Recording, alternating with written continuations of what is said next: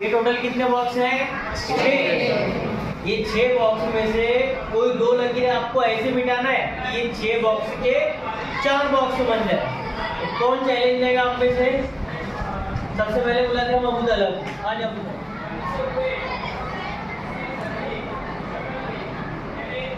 नहीं, अगला कौन आएगा? अदनान। आ जाओ, शाबाश, ताली और ऐसे सही से भी मिटाना है, लेकिन सिर्फ 2 लकीरें, इसके अलावा नहीं। लगाओ जरा दिमाग, लगाओ जरा।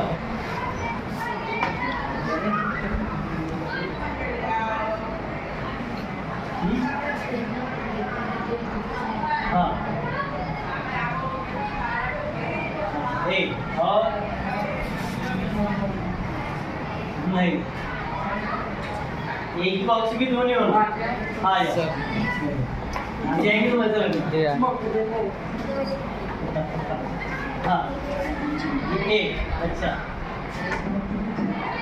नहीं सर, ये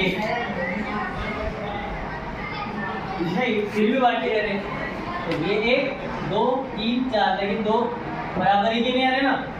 2 बॉक्स मिलकर 1 बॉक्स बन रहा है, वैसे भी नहीं होना। ट्राई करूँ क्या?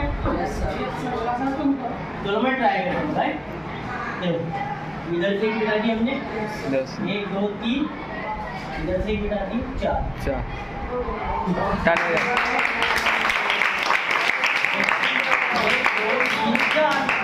आगे बढ़ो।